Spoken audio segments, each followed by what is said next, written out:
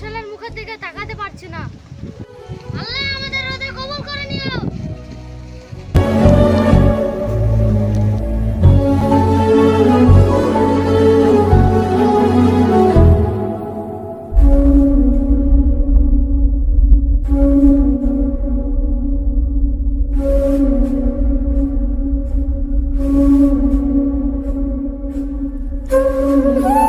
এই ছেলে, তুমি এখানে আসো।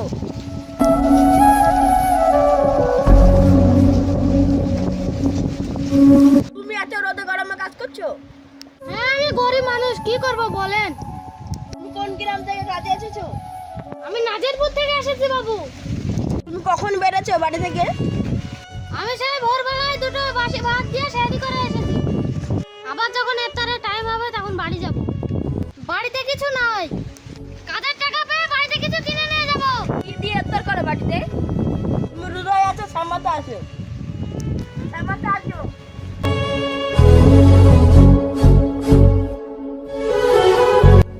বসো তুমি। এই কাজ করে তোমার সংসার চলে? কি করে চলবে বাবু? আমাদের ইফতার হলো একটা রুটি আর একটা কাঁচা লঙ্কা। কি খাবার কি পরবো বলুন? কাজ করে পাই না 100 টাকা। চাল ডাল কিনে তো আর কিছু টাকা থাকে না। যখন কাজ হয় তখন খেতে পায়, আর যখন কাজ হয় না তখন খেতে পায় না। সামনে ঈদ আসছে, কি করবে সেটাই চিন্তা। আমি তোমাকে কিছু দিয়ে সাহায্য করতে পারি? আমি তোমাকে কিছু দিতে চাই। তোমাদের তিনজনের পাশে আমি দাঁড়াতে চাই। কি বলছেন বাবু? আমি গরিব বলে আমাদের পাড়ার লোক আমাকে অবহেলা করে। আমি আপনার কথা শুনে খুব খুশি হলাম বাবু। ঠিক আছে, চলো আমার সাথে আমার বাড়ি।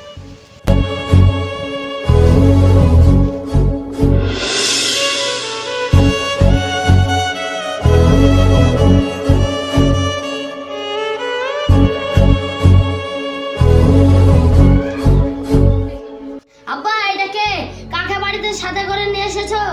একে তুই চিনবি না, এই অসহায় মানুষ। একে আমি সাহায্য করার জন্য এনেছি। আমাদের অনেক টাকা পয়সা আছে, জমি জায়গাও আছে, আমাদের অনেক খাবার নষ্ট হয় না আমাদের সাথে এদের পরিবারটা। তাতে ওরা ভালো থাকবে, আমরাও ভালো থাকবো। ঠিক আছে আব্বা, আমাকে 5,000 টাকা দাও, আমার লাগবে। টাকা নিবি? আলমারিতে রাখা আছে, নিয়ে যা। বাবু, একটা কথা বলবো? হ্যাঁ, বলো। বাবু, আপনার ছেলে 5,000 টাকা খরচ করে দিনে, আর আমরা 5 টাকাই পাই না। টাকাটা আমার কাছে কিছুই না, আমার ছেলের জন্য তো ওটুকু দিতেই হবে। বাবু, আপনাদের তো অনেক টাকা আছে, আপনাদের ব্যবহার থেকে আমি খুব খুশি হয়েছি। আমার সম্পত্তি তোমাকে লিখে দেবো অর্ধেক। সত্যি বলছেন বাবু? হ্যাঁ, এখন চলো আমার সাথে ইফতার করবে।